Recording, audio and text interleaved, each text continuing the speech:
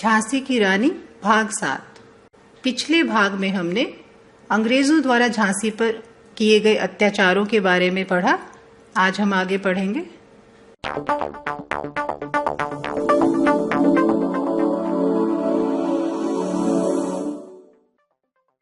कविता आगे इस तरह से है।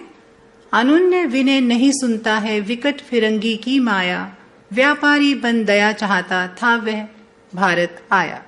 डलहौजी ने पैर पसारे अब तो पलट गई काया, राजाओं नवाबों को भी उसने पैरों ठुकराया। रानी दासी बनी यह दासी अब महारानी थी, बुंदेल हरबोलों के मुंह हमने सुनी कहानी थी। खूब लड़ी मर्दानी वह तो झांसी वाली रानी थी। प्रसंग इस तरह से है।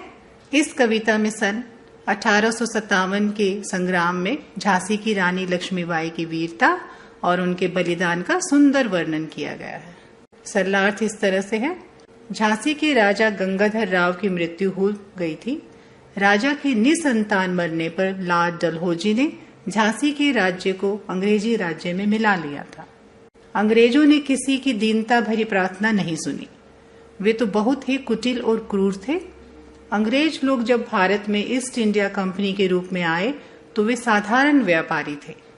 उस समय वे भारतीयों की दया पर निर्भर थे, पर जब से लॉर्ड डलहौजी भारत का गवर्नर जनरल बना तो सारा रूप ही बदल गया। उसने अंग्रेजी साम्राज्य का खूब विस्तार किया और उसने भारत पर अधिकार करके यहाँ के बड़े बड़े नवाबों और राजाओं को पैरों तले रौंदा। लॉर्ड डलहौजी द्वारा झांसी के राज्य को अंग्रेजी राज्य में मिला लेने पर चारों ओर निराशा छा गई।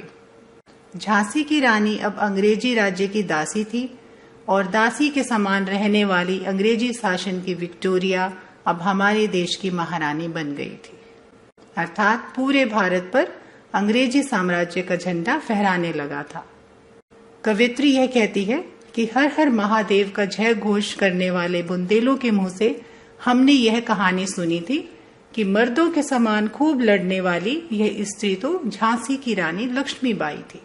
अगले भाग में हम अंग्रेजों ने झांसी के अलावा और कौन कौन से भारतीय राजाओं को अपने राज्य में मिलाया पढ़ेंगे। धन्यवाद।